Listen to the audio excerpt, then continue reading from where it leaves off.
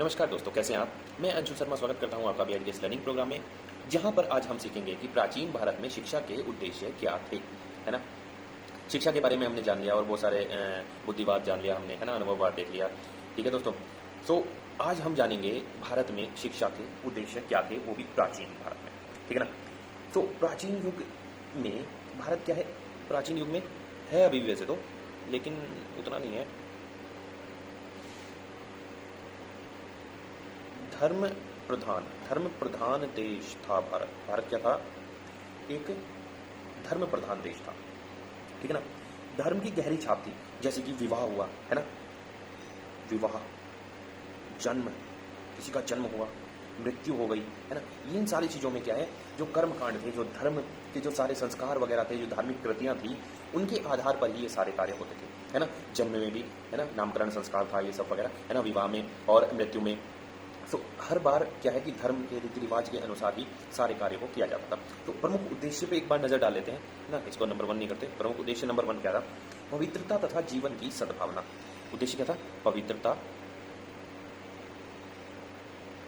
तथा जीवन की सद्भावना। जीवन जो है पवित्र होना चाहिए, सच्चा होना चाहिए, ठीक है, इस टाइप से। तो यहाँ पे क्या है कि जैसे बालक थोड़ा बड़ा हुआ, शिक्षा के योग्य हुआ कि हाँ उसको गुरुकुल भेज देना चाहिए, तो संस्कारों से ही शुरुआत हो जाती थी, है ना? ये मस्तिष्क में ही क्या कूट कूट के भरा था कि पवित्र रहना है, वो धर्म नीति के अनुरूप ही आचरण करना है, अपने सारे कार्य करने हैं, है ना? तो जैसे कि गुरुकुल में जाता था बच्चा, तो उपनयन संस्कार होता था, ठीक है, विद्यारंभ संस्कार भी उसको बोला जाता था, उपनयन संस्कार, जिससे उसके बाद उसकी विद्या जो है वो आरंभ कर दी जाती थी। ठीक है दोस्तों, तो उसके बाद में शिक्षा प्राप्त करते समय वो अनेक व्रत को धारण करता था। प्रातःकाल उठता था, है ना, ईश्वर की पूजा करता था, संध्याकाल पूजा करता था। ठीक है दोस्तों, सो ये सारी जो धार्मिक भावनाएं थी, ये उसको क्या बनाती थी? आध्यात्मिक जो दृष्टि, आध्यात्मिक होता है, आध्यात्मिक होता है, आध्यात्मिक दृष्टि से क्या बनाती थी? बलवान बनाती थी कि किसी भी परिस्थिति में वो टूट न जाए। ठीक है, तो एक हो गया। दूसरा हो गया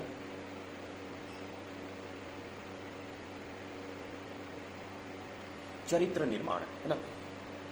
चरित्र, भाई अच्छा चरित्र, ये हम कहते भी हैं कि धन गया तो समझो कुछ नहीं गया, दोबारा कमा लोगे। स्वास्थ्य गया तो कुछ गया, क्योंकि स्वस्थ शरीर में ही स्वस्थ मस्तिष्क रहता है ना? तो अगर हमारा स्वास्थ्य चला गया तो इसका मतलब ये है कि हमने कुछ खो दिया। लेकिन अगर हमारा चरित्र चला गया तो ये कहते हैं कि सब कुछ नष्ट हो गया। ठीक है दोस्तों, तो एक अच्छा चरित्र हमें एक अच्छा इंसान बनाता है, हमें समाज में रहने लायक बनाता है। ठीक है, जानवरों से इंसानों को अलग करता है क्या? चरित्र। ठीक है, जो हमारा क्या है कि हमारे उसूल हैं, हमारे रूल्स हैं, रेगुलेशन हैं, जो हम धर्म के अनुरूप कार्य करते हैं। ठीक है दोस्तों,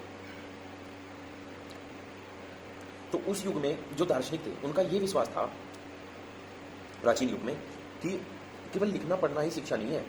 जब तक कि हमें नैतिक भावनाओं का विकास नहीं होगा, अच्छे चरित्र का निर्माण नहीं होगा, ठीक है, तब तक हम शिक्षित नहीं माने जाएंगे। ठीक है, तो मनुस्मृति में भी लिखा है क्या?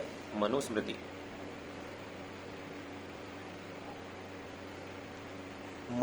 में क्या लिखा है कि ऐसा व्यक्ति जो सदचरित्र हो, चाहे उसे वेदों का ज्ञान भले ही कम हो, वह उस व्यक्ति से बहुत ज़्यादा अच्छा है जो वेदों का पंडित होते हुए भी शुद्ध जीवन व्यतीत न करता हो। लिखना तो जरूरी नहीं है ना, यहाँ पे काफ़ी लेंदी है जो मैंने बोल दिया, बोलता रहूँगा सुबह से शाम तक, कोई दिक्कत नहीं है ना, उतना लिख नहीं पाऊंगा। तो मनुस्मृति में क्या बोला गया है कि ऐसा व्यक्ति जो सदचरित्र हो, है ना, ऐसा व्यक्ति जो कैसा हो?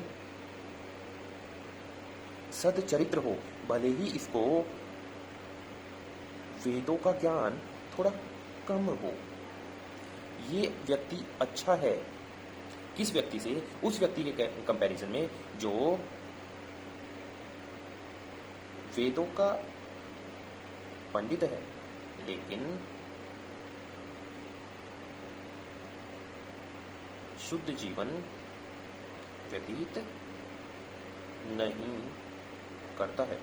ये जो है ना, ये ज़्यादा बढ़िया है। ठीक है, तो यहाँ पे मनुस्मृति भी चरित्र पे आपको ज़्यादा फोकस कर रही है। तीसरा पॉइंट क्या था? पहला क्या है? पवित्रता। दूसरा क्या है? चरित्र निर्माण। और थर्ड पॉइंट क्या आ जाता है? व्यक्तित्व का विकास। व्यक्तित्व का विकास मतलब एक पर्सनैलिटी को डेवलप करना, डेवलपमेंट ऑफ पर्सनैलिटी, है ना। तो व्यक्तित्व को इस विकसित करना इनका तीसरा परम उद्देश्य था, जिसमें क्या, जिसको प्राप्त करने के लिए जो बच्चा है भाई सीख रहा है ना, उसी में डेवलप करना है, ठीक है। बच्चे को बोलते हैं कच्ची मिट्टी का घड़ा, है ना, कि उसको कैसे ढाल लेना वैसे ही वो ढल जाएगा, ठीक है दोस्तों। तो इस उद्देश्यों को प्राप्त करने के लिए बालक में आत्मसम्मान, सेल्फ रेस्पेक्ट की भावना को विकसित करना परम आवश्यक समझा जाता था, ठीक है। अब सेल्फ रेस्पेक्ट को अगर नहीं होगी तो फिर आदमी आदमी नहीं है ना, आत्मसम्मान होना बहुत जरूरी है। तो सेल्फ रेस्पेक्ट की भावना यहाँ पर विकसित की जाती थी, ठीक है दोस्तों। उसके साथ साथ इसमें क्या है, यहाँ पे मैं लिख ही देता हूँ, चलो।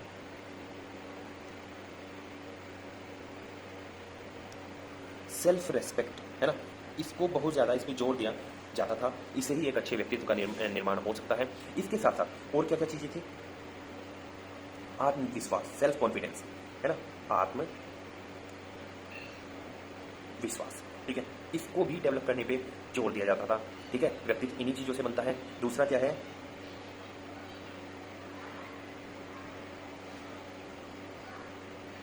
आत्मनिर्भरता, सेल्फ डिपेंडेंस, है ना, आत्मनिर्भरता, इस पे भी जोर दिया जाता था। और क्या है, ये कितने पॉइंट हो गए, 1 2 3, है ना। चौथा क्या पॉइंट है, आत्म नियंत्रण, आत्म नियंत्रण, है ना, ये बहुत जरूरी है। आत्मनियंत्रण, आप आत्मनियंत्रण का मतलब एक छोटे से एग्जांपल से मैं बताना चाहूँगा, तो उसी से रिलेटेड है। जैसे कि सपोज करो हम किसी मार्केट से गुजर रहे हैं, है ना, और हमें घर से पैसे लेके भेजा कि मार्केट में जाओ और कोई भी XYZ कोई सामान लेने के लिए भेजा कि ये 100 रुपये का सामान है, ये ले 100 रुपये मार्केट से ले, ठीक है। अब हम मार्केट से जा रहे हैं और हमें मिठाई की दुकान पे सपोज, है ना, ऐसा होता नहीं है वैसे जनरली, क्योंकि इतना तो कंट्रोल कर ही लेता है इंसान। सपोज करो कि हमें रसगुल्ले बहुत पसंद है और रसगुल्ले दिख गए, बहुत अच्छे रसगुल्ले, सुंदर एकदम रखे हुए हैं, और हमसे रुका नहीं गया और हमने क्या कर लिया, पैसे वहाँ पे खर्च कर दिए। अब सामान तो आएगा नहीं, ठीक है, तो घर डांट और पड़ेगी आगे, ठीक है दोस्तों। सो ये है आत्मनियंत्रण, कि हम अपनी आत्मा पर नियंत्रण नहीं रख सके, हमें अपने मन पर नियंत्रण नहीं रख सके। आत्मनियंत्रण वैसे तो बहुत बड़ी चीज़ होगी, ठीक है। एक छोटे से एग्जांपल से मैं यही बताना चाह रहा हूँ, आत्मनियंत्रण, हम अपने पे नियंत्रण नहीं रख सके, है ना, और हमने रसगुल्ले खा लिए और घर पे आके हमने क्या हुआ, डांट पड़ी, ठीक है दोस्तों। तो व्यक्तित्व, एक अच्छे व्यक्तित्व का निर्माण करना भी उनका परम उद्देश्य था। फोर्थ पॉइंट क्या है, नागरिक एवं सामाजिक जो कर्तव्य है उनका विकास करना। नागरिक तथा सामाजिक, अरे क्या लिखा मैंने,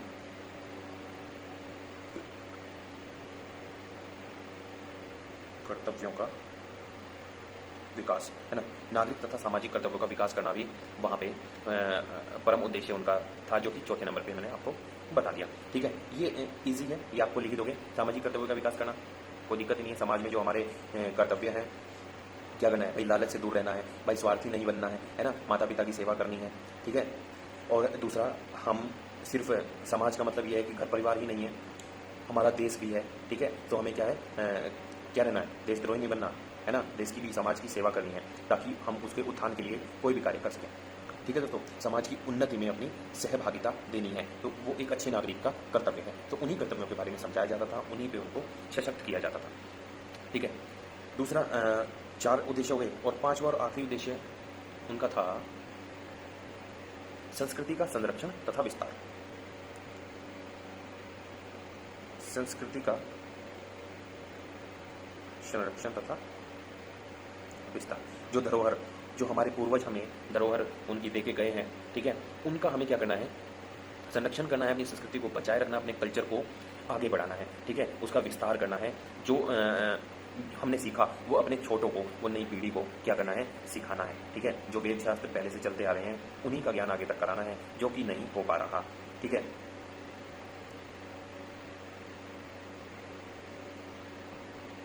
अब इसमें एक स्टेटमेंट है इसका, डॉक्टर A.S.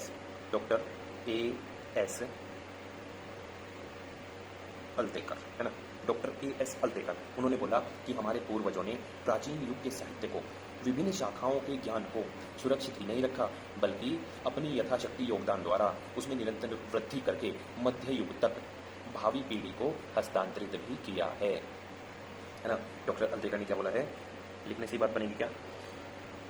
तो लिखते हैं, इन्होंने बोला है हमारे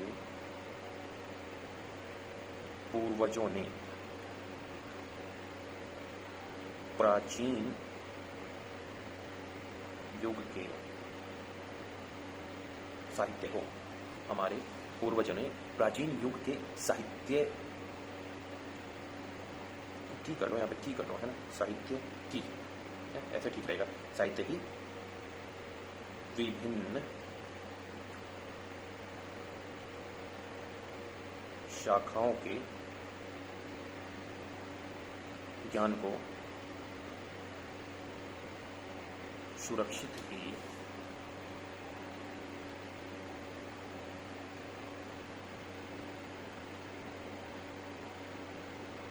नहीं रखा, अपितु उसमें अपनी यथाशक्ति द्वारा, जितनी भी उनमें शक्ति थी, यथाशक्ति, अपनी यथाशक्ति योगदान द्वारा, ऐसे करो, योगदान द्वारा उसमें, अपितु उसमें अपनी यथाशक्ति योगदान द्वारा निरंतर, है ना, निरंतर वृद्धि करके भावी मध्य, ऐसे करो, मध्य युग की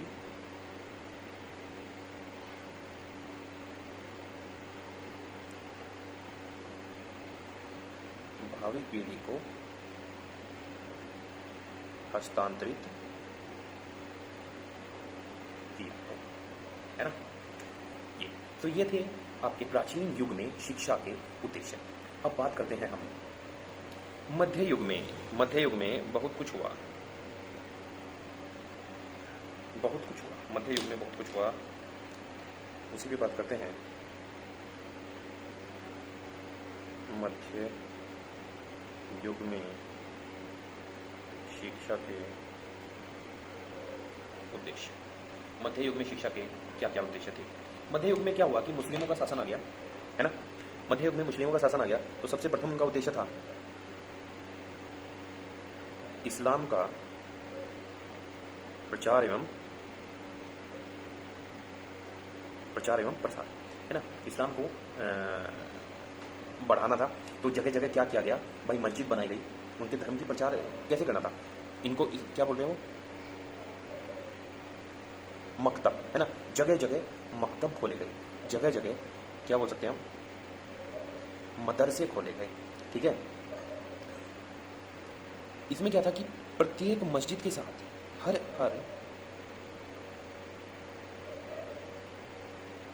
मस्जिद के साथ एक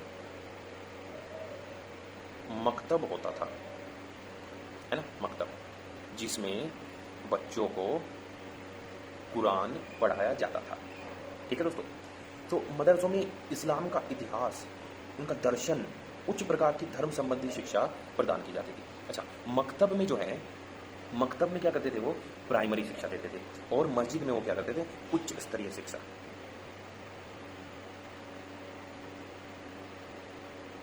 ठीक है, अभी भी मस्जिदों में शिक्षा दी जाती है। सेकंड जो उनका उद्देश्य था, वो था मुसलमानों में